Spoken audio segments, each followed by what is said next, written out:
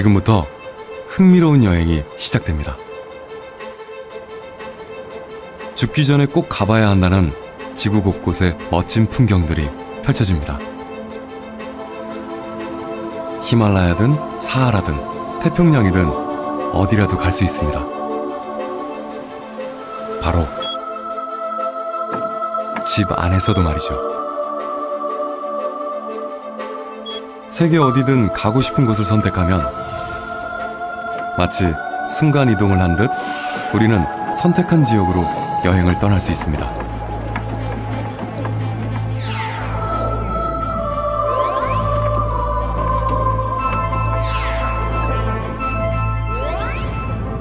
해저 여행도 문제 없습니다. 가상으로 떠날 수 있는 디지털 여행. 세상은 코드화되고 있습니다.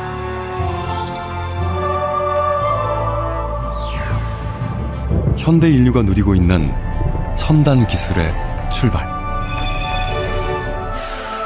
그것은 너무도 간단해 보이는 조합. 0과 1. 0과 1의 열쇠가 디지털 세상의 문을 엽니다.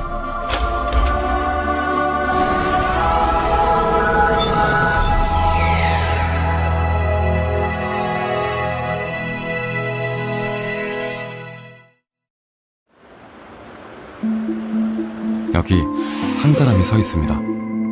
지금 그에겐 수많은 신호가 쏟아집니다.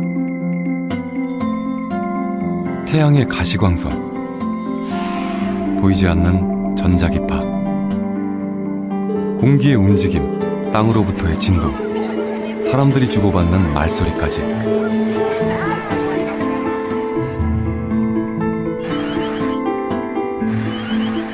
무작위로 쏟아지는 무수한 신호들은 흘려버리면 그저 무의미한 신호일 뿐입니다. 그러나 신호에 담긴 의미를 적극적으로 해독할 때 신호는 의미 있는 정보가 됩니다.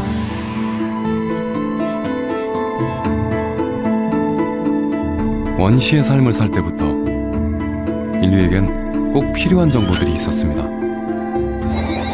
바로 생존 정보입니다. 빛의 밝기로 시간 정보를 알고, 바람의 세기로 날씨와 계절 정보를 예측합니다.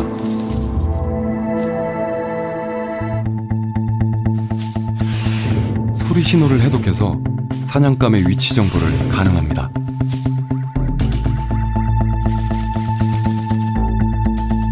한 인간의 일생 동안 또 세대가 이어질수록 정보는 나날이 축적됩니다.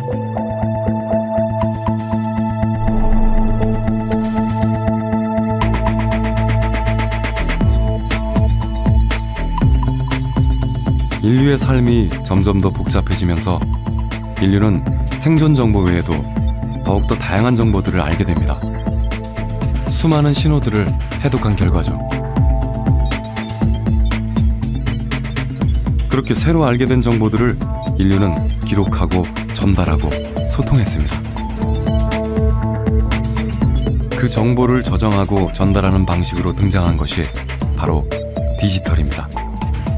현대의 기술 문명은 디지털화된 정보의 집합체라고 해도 과언이 아닙니다. 그렇다면 디지털은 어떻게 만들어졌을까요? 재미있는 가정을 통해 디지털의 기원을 추적해봅시다. 세계의 러브스토리 로미오와 줄리엣. 자신이 남자라면 로미오, 여자라면 줄리엣이라고 생각해보기로 하죠.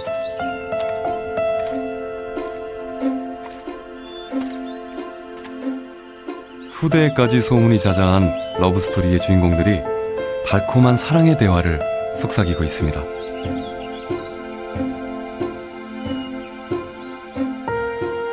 이 상황을 과학적으로 표현하면 둘은 서로 음성 정보를 주고받는 중입니다.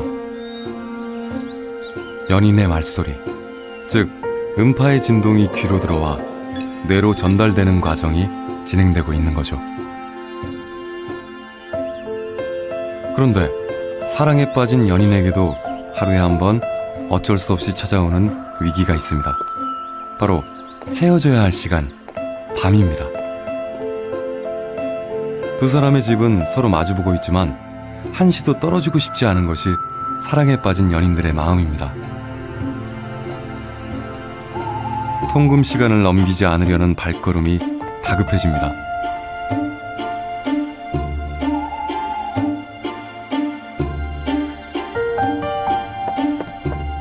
다행히 부모님의 눈은 피한다고 해도 전화도 없는 시절, 무슨 수로 연인과의 대화를 이어갈 수 있을까요?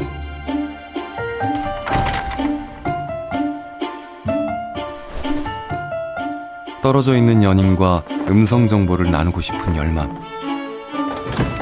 이것은 곧 디지털의 진화와 맞닿아 있습니다. 이들에겐 오직 손전등 하나만 있다고 가정해 봅시다. 손전등으로 어떻게 의사소통을 할 수 있을까요? 먼저 허공에 대고 문자를 그리는 방법을 생각할 수 있을 겁니다. 그러나 이 방법은 별로 효과적인 방법은 아닌 것 같습니다.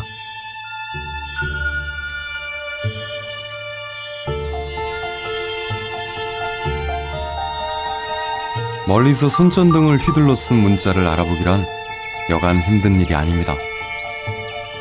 해독하기 힘든 신호는 서로 간의 의사소통을 돕기보다는 자칫 오해만 쌓게 하는 원인이 될 테니까요.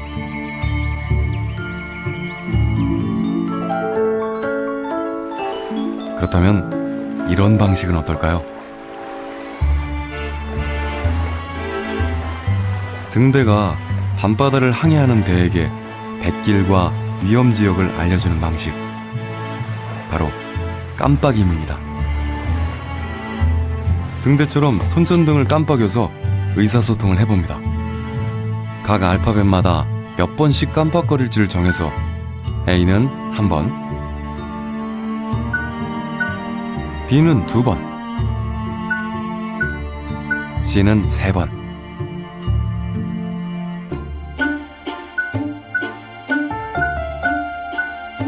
Z는 26번을 깜빡이기로 규칙을 정합니다.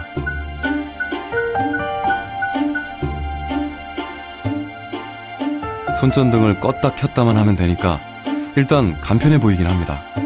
하지만 이 방법도 그리 편한 방법이 아니란 걸 곧 알게 됩니다.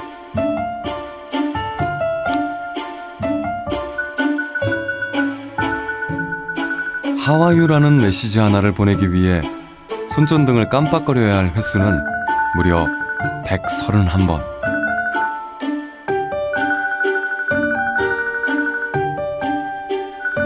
게다가 물음표는 몇 번을 깜빡여야 할지도 모릅니다.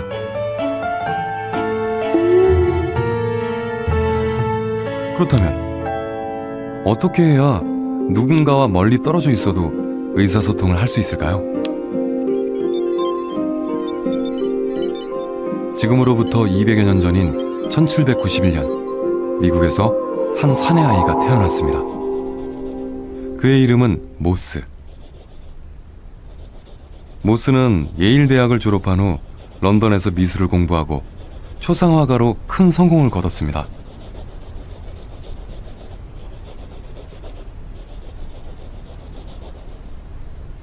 그가 그린 라파예트 장군 초상은 지금도 뉴욕시청에 걸려있는 훌륭한 작품입니다. 그런데 의사소통 방법에 대해 얘기하다 웬 초상화가 얘기냐고요? 바로 이 모스가 당시 통신수단의 해결책이 된 모스부호를 고안해낸 인물이기 때문입니다.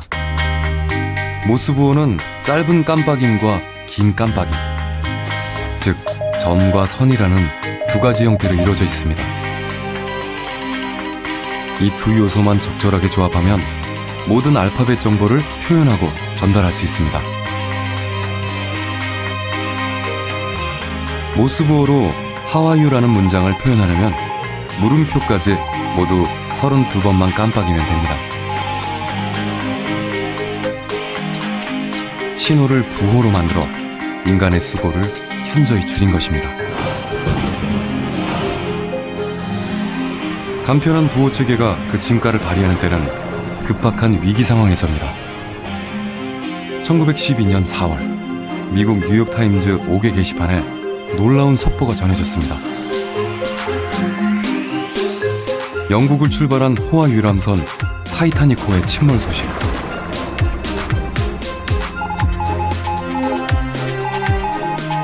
침몰 직전 타이타닉호의 한 기술자가 무선 전신을 통해 모스부호로 SOS 구조 요청을 보냈습니다. 이 신호는 캐나다 뉴펀들랜드 연안의 무선 전신국에 수신됐습니다. 그리고 뉴욕타임즈의 편집국으로 전달됐습니다. 뉴욕타임즈의 편집국장은 즉각 일면 헤드라인을 뽑았습니다.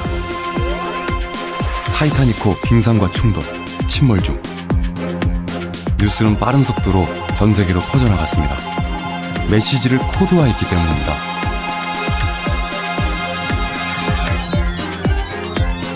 부호 혹은 코드란 사람과 사람, 사람과 기계 또는 기계와 기계 사이에 정보를 전달하는 체계를 의미합니다.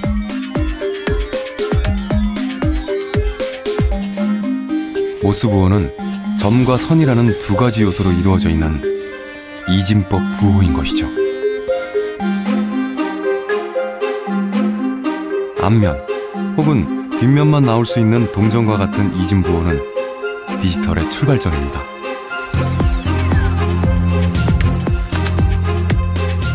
그런데 왜 하필 이진법 부호가 디지털의 열쇠가 된 걸까요?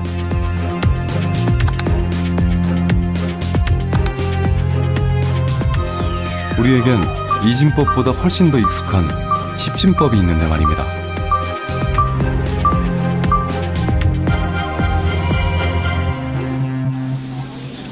대부분의 인류 문명이 10 혹은 5를 기반으로 하고 있는 이유는 다름이 아니라 인간의 손가락이 10개이기 때문입니다. 우리가 평소 십진법으로 수를 세는 것은 필수적이고 절대불변의 법칙이 아니라 매우 자의적으로 이루어진 일입니다. 다른 진법을 사용한다면 수를 세는 방법도 달라집니다. 만일 우리의 손가락이 8개여서 8진법이 익숙하다면 7까지 세는 법은 10진법과 같지만 8부터의 표기법이 달라지는 거죠.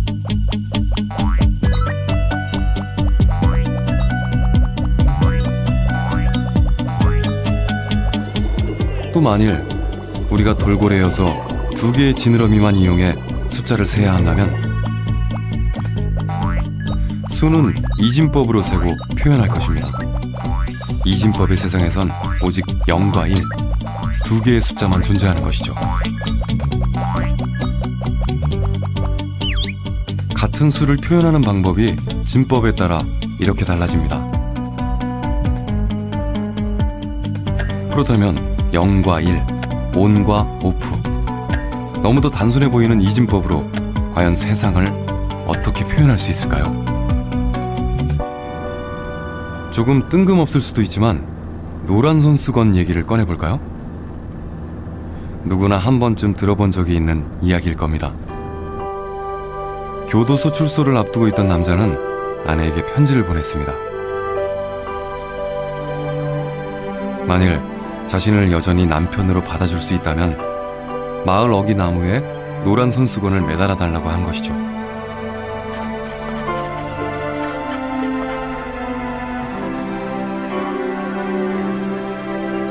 그러니까 노란 손수건을 매달거나 매달지 말라, 즉 yes 혹은 no, 이진법의 형태로 대답을 요구했습니다. 잠시 생각해 보겠다면 손수건을 바닥에 놔두세요 라거나,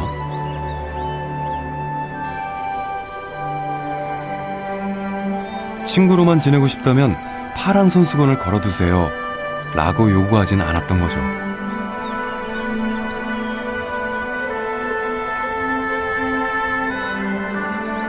결국 남편이 어떤 대답을 들었는지 기억하시나요?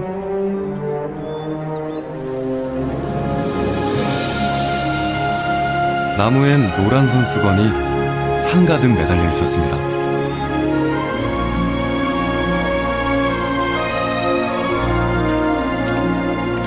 두말할 것도 없이 당신을 사랑하는 남편으로 받아들이겠다는 의미.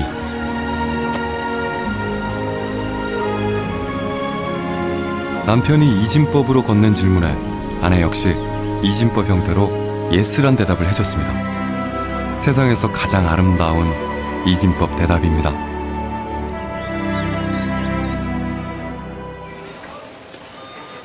현대의 일상생활에서 우리가 가장 많이 접할 수 있는 이진법 코드는 바코드입니다. 바코드의 검은 바탕과 흰 줄이 0과 1에 해당됩니다. 0과 1로 상품 정보를 기록한 것이죠.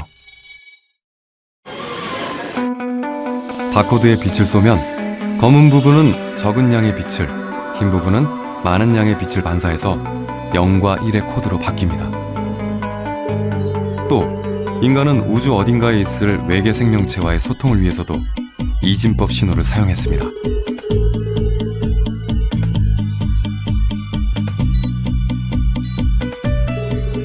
(0과 1) 1679개의 0과 1로 구성된 코드.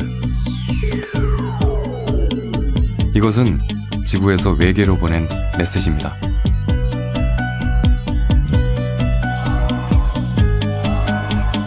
지금도 미지의 외계 생명체가 지구의 메시지를 수신하길 바라며 전파에 실려 우주 어딘가를 떠다니고 있습니다.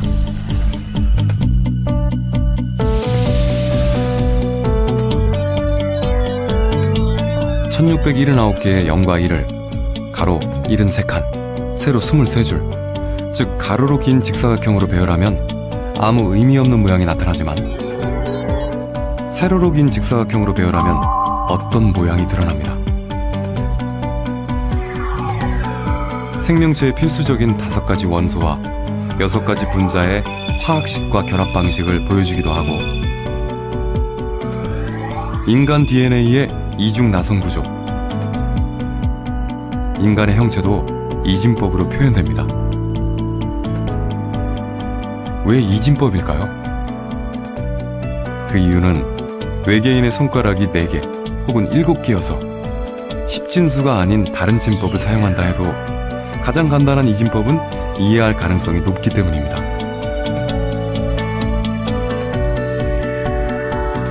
그러니까 이진법으로 사랑하는 사람의 의도, 상품 정보, 외계에 보내는 메시지까지 어떤 정보라도 담을 수 있습니다. 이진법 수의 자릿수, 즉 비트 수를 늘리면 숫자를 넘어 단어, 그림, 소리, 음악, 영화까지도 표현할 수 있는데요. 아날로그 그림에 계절감을 더할 수 있는 디지털 그림,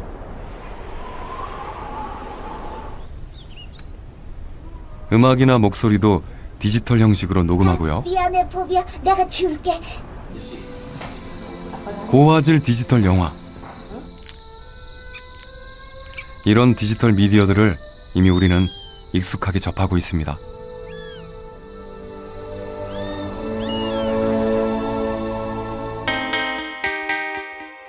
그렇다고 해서 디지털이 꼭 인간이 인위적으로 고안해낸 코드 체계인 것은 아닌데요. 우리 몸 세포 안에 있는 DNA는 생물의 유전 정보를 저장하고 있죠. DNA의 염기 4종류, 즉 아데닌, 티민, 구아닌, 사이토신 중 3개의 염기가 결합해 유전자의 특징을 나타내는 코드가 됩니다. 즉 DNA는 이론적으로 4 곱하기 4를 해서 총 64개의 아미노산을 지정할 수 있습니다. 바꿔 말하면 DNA의 저장 방식도 디지털, 단지 이진법이 아니라 4진법으로 만든 64진법을 사용해 유전 정보를 저장하고 있는 것입니다. 디지털과 아날로그, 비유하자면 이렇습니다. 건축 설계도로 설명해 볼까요? 어떤 집의 아날로그식 설계도면은 지으려고 하는 집의 모양과 꼭 닮게 그립니다.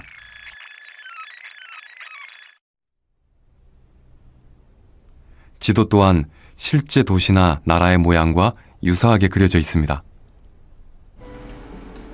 반면에 디지털 방식은 모양을 숫자로 표현합니다.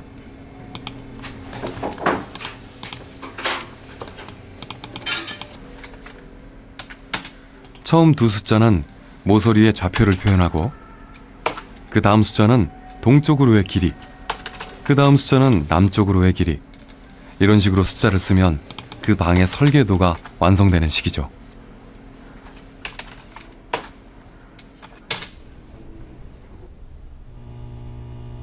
꺼짐과 켜짐이 확실한 전구. 하지만 엄밀하게 얘기하면 전구는 꺼짐과 켜짐의 두 단계만 존재하는 것이 아닙니다. 순차적으로 밝아집니다.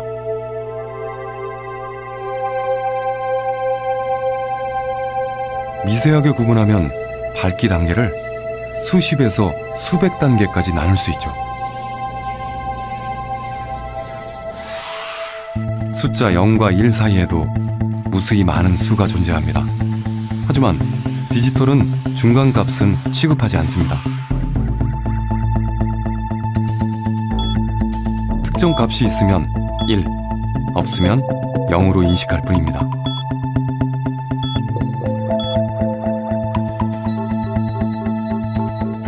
중간을 인식하지 않으면 현상을 자세하게 표현하지 못할 거라고 의문을 가질 수도 있을 겁니다. 하지만 중간을 인식하지 않는 것, 이것은 디지털의 가장 큰 특징이자 장점이 됩니다.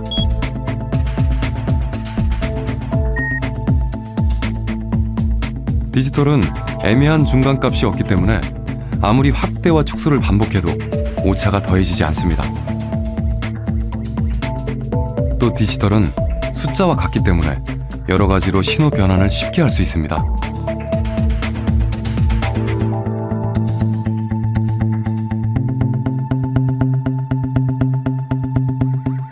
신호를 전송할 때 오류가 발생해도 복원이 가능합니다.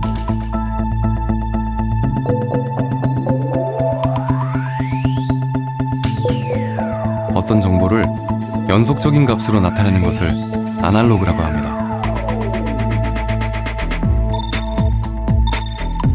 아날로그의 어원은 닮음을 뜻하는 그리스어입니다. 이에 반해 어떤 정보를 똑똑 끊어지는 분절되어 셀 수 있는 수로 표현하는 것이 디지털입니다. 디지털의 어원인 디지트는 손가락, 발가락이란 뜻입니다. 손가락으로 하나, 둘 수를 세는 것처럼 수를 직접적으로 셀 수 있는 방식을 의미하죠.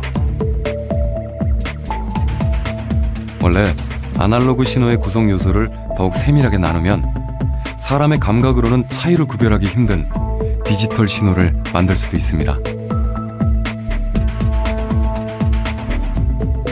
아날로그와 디지털, 방식의 차이가 있을 뿐 우열 관계가 있는 것은 아닙니다.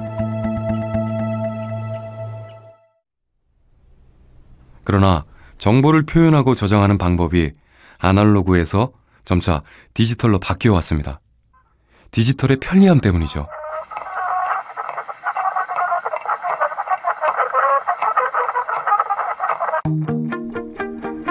그리고 디지털은 인류의 삶의 방식을 크게 바꾸어가고 있습니다.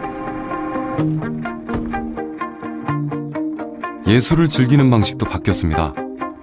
아날로그 시대엔 음악을 듣는 과정부터 시간이 오래 걸렸습니다. 어쩌면 그 시간조차 음악을 음미하는 시간이기도 했고요.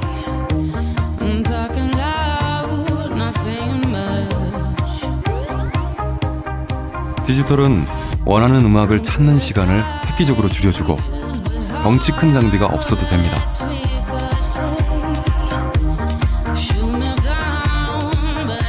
인간관계의 모습도 바뀌어갑니다. 마지막으로 편지를 써본 적이 언제일까요?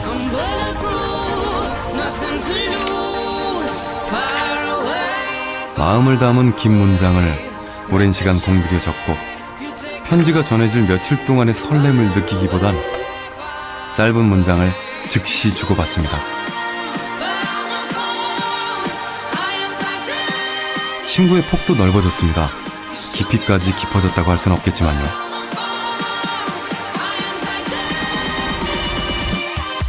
읽고 싶은 책을 찾아 헤매던 과정도 불편함이 되어가고 있는지도 모릅니다.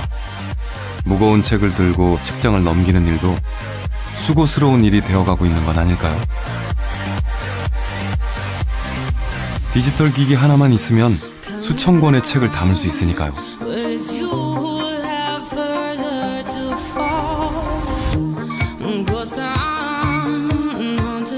사람을 직접 만나 대화를 나누며 물건을 전하기보다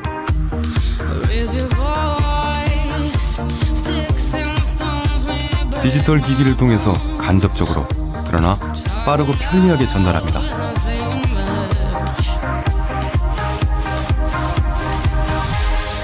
현대 인류가 디지털의 장점에 매료된 것은 분명해 보입니다.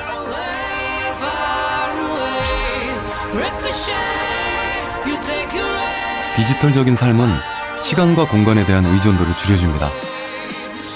행동은 실제 생활에서가 아니라 화면 속에서 이루어집니다. 옷조차도 직접 입어볼 필요는 없습니다.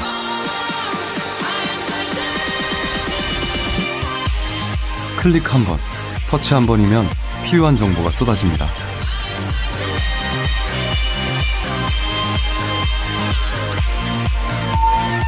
남태평양 바다에 가고 싶은 상상을 현실로 만들 수도 있습니다. 무척이나 편리하고 신기하긴 하지만 모든 기술, 과학의 산물은 어두운 면을 갖고 있습니다. 디지털 세상도 마찬가지죠. 디지털 기술을 통해 인간은 어떤 세상을 선택하고 있는 걸까요? 우리는 진정 더 자유로워진 걸까요? 더 행복해지고 있을까요? 디지털이 현대 문명을 사로잡은 위력을 갖게 된 계기를 돌이켜보죠. 소통의 어려움을 겪던 연인 로미오와 줄리엣의 이야기에서 그 실마리를 찾을 수 있습니다.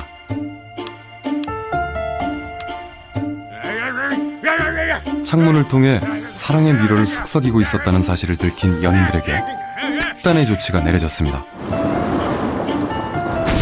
창문으로조차 마주볼 수 없게 된 거죠. 이 문제를 해결할 수 있는 방법은 바로 모스부호로 메시지를 전달하는 겁니다. 서로의 방을 연결한 전선을 통해 모스부호를 보내면 손전등보다 더 간편하고 감시의 눈도 피할 수 있습니다.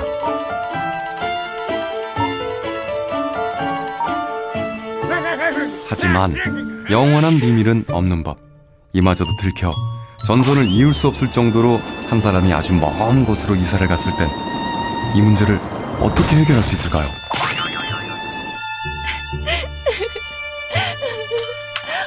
로미오, 보고 싶어요. 울지만 말고 방법을 한번 찾아볼까요? 로미오. 육상 경기에 힌트가 있습니다. 먼 거리를 지치지 않고 전력을 다해 달릴 수 있는 방법은 여러 사람이 나눠서 릴레이 방식으로 달리는 것이죠.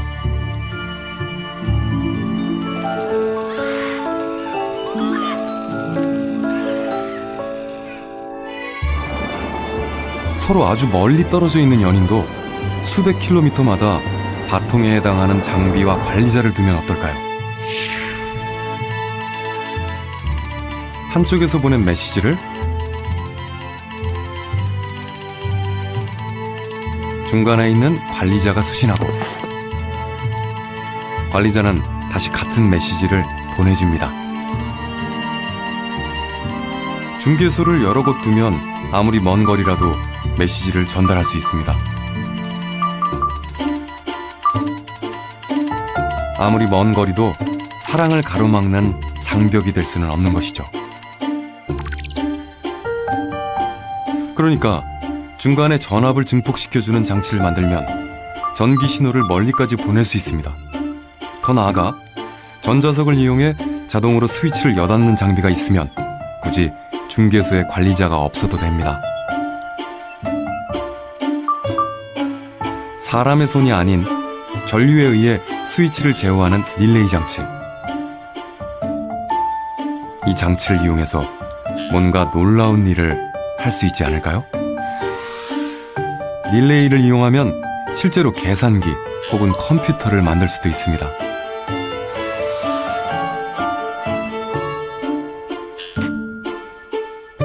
먼저 연산을 할 수 있는 회로인 릴레이 계산기의 스위치를 켜 7 빼기 3의 계산을 해봅시다. 7의 이진수 0111의 형태로 스위치를 켜고 3에 해당하는 1101의 형태로 스위치를 제어합니다. 그러자 결과값으로 전구는 0100의 형태로 켜집니다. 10진수로 전환하면 4라는 정답이 나왔죠. 사람이 직접 스위치를 켜고 끄는 것이 아니라 전류에 의해 제어되는 장비를 이용하면 더 복잡한 계산도 더 빠르게 할 수 있게 됩니다. 125 더하기 2013의 계산을 해봅시다. 우리에게 익숙한 10진수로 125를 입력합니다.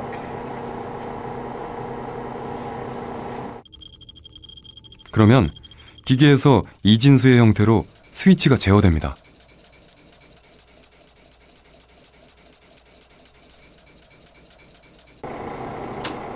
그리고 다시 10진수로 2013을 누릅니다.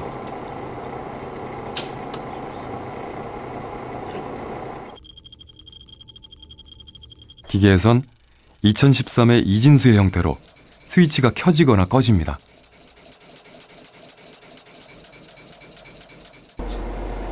합계 버튼을 누르면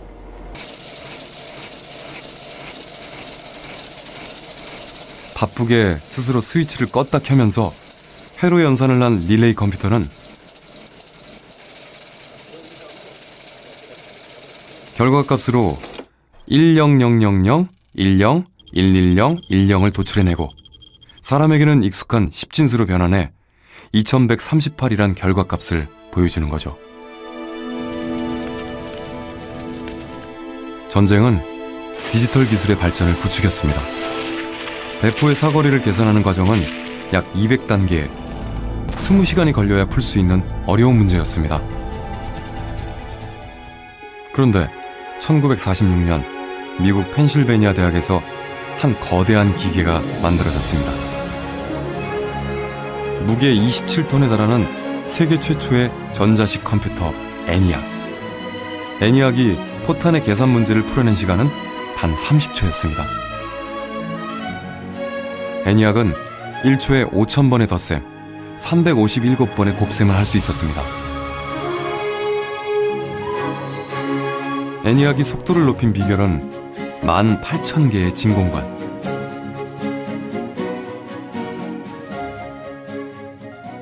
진공관은 마치 수도꼭지처럼 전류를 보냈다 막았다 할 수 있는 장치입니다.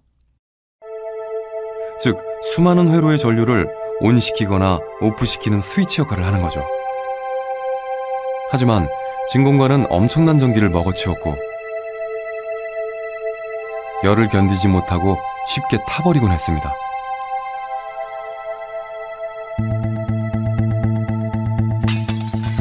깨지기도 쉬웠습니다. 불편한 진공관을 대신할 존재가 필요했습니다.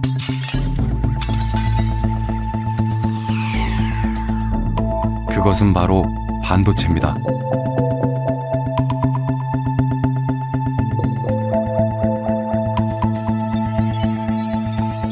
반도체가 현대 디지털 문명의 핵심적인 역할을 맡기 시작한 출발점. 그것은 1947년 크리스마스를 이틀 앞둔 어느 날이었습니다.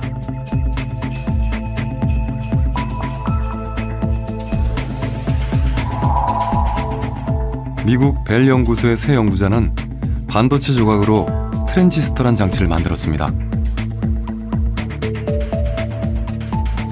반도체를 이용해서 진공관처럼 전류를 증폭시키고 스위치처럼 제어하는 데 성공한 것입니다. 이전까지는 전파를 골라내고 증폭시켜 소리가 나오게 해주는 수단으로 진공관이 유일했습니다.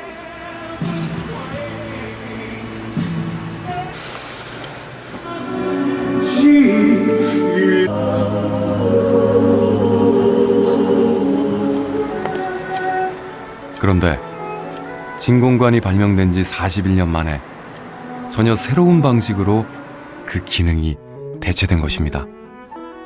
트랜지스터로 만든 소형 라디오가 출시되자 선풍적인 인기를 끌었습니다. 커다란 진공관이 했던 역할을 이 작은 트랜지스터가 모두 대신했습니다. 깨지기 쉬운 유리 케이스도 필요 없고 뜨거워지는 필라멘트도 사용하지 않았습니다. 그리고 드디어 1971년 트랜지스터의 스위치 기능을 활용해 만든 마이크로 컴퓨터는 20년 전 진공관으로 만들어진 대형 컴퓨터만큼의 성능을 뽐냈습니다.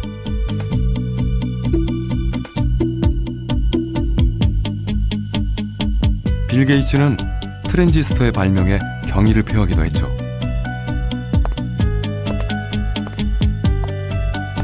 컴퓨터의 신경세포인 트랜지스터. 이제 아주 작게 만든 트랜지스터를 수억 개씩 집약해 넣는 집적 회로 기술의 발전은 디지털 문명의 혁명을 이끌고 있습니다.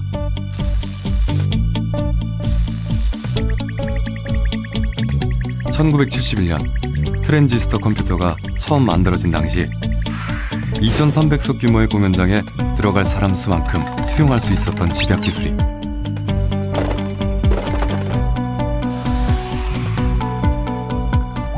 지금은 13억 중국 인구 전부를 수용할 수 있을 만큼 발달한 것이죠.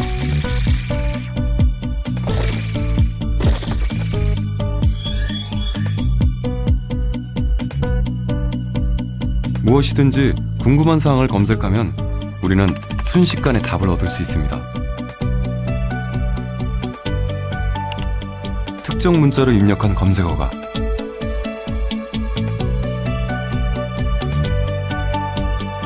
0과 1의 전기 신호로 바뀌어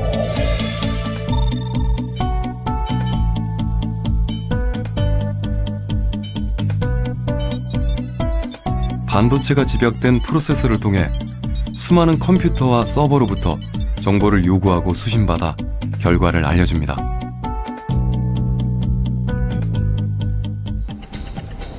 현재 우리 일상의 알파에서 오메가까지 반도체가 들어가 있지 않은 제품은 찾기 힘들 정도입니다.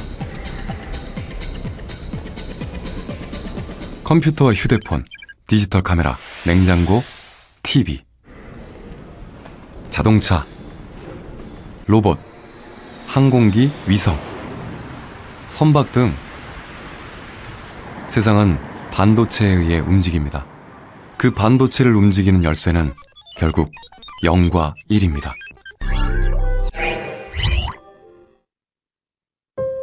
(0과 1) 디지털의 세상. 모든 정보는 코드화됩니다. 코드만 있으면 아날로그 피아노는 필요하지 않습니다.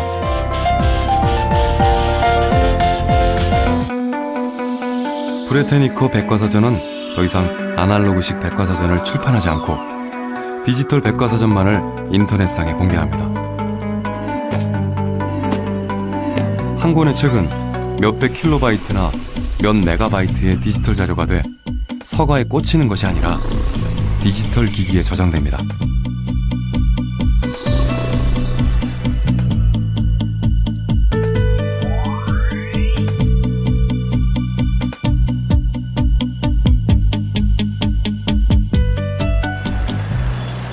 현대인들은 이제 손안의 컴퓨터, 스마트폰으로 디지털 생활을 일상적으로 영위합니다.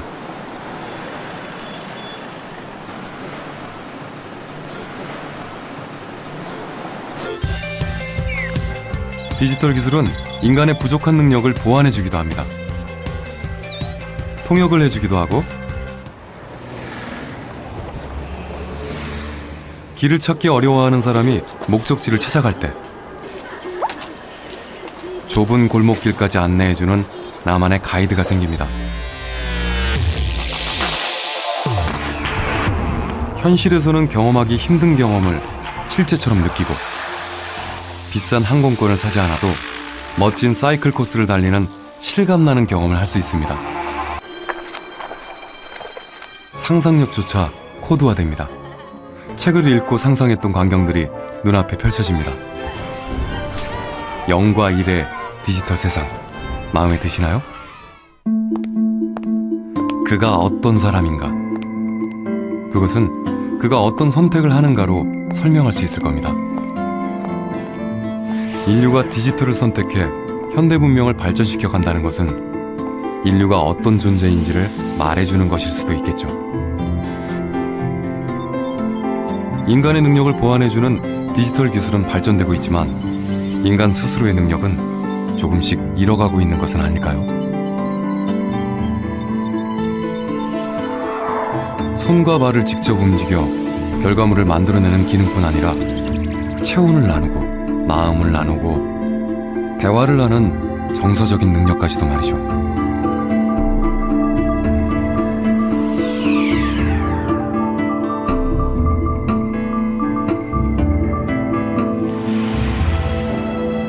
빠르고 편리한 디지털 기술로 현대 인류는 분명 자유를 얻고 있습니다. 하지만 그 자유는 완전한 자유이기보다 디지털 기기에 기댄 자유. 자유와 속박의 경계선에 서 있는 듯한 느낌을 주기도 합니다.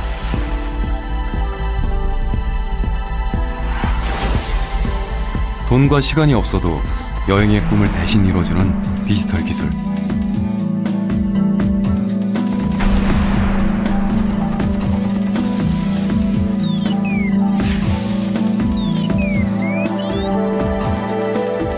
하지만 어쩌면 우리는 평생 모니터 앞에서만 여행하고 디지털로만 경험하게 될지도 모를 일입니다.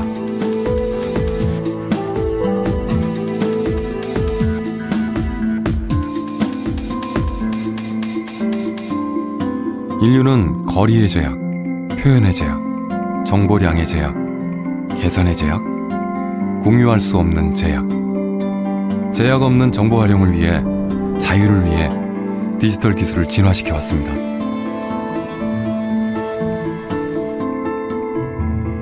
우리는 지금 디지털을 통해 어떤 자유를 꿈꾸고 있는 걸까요?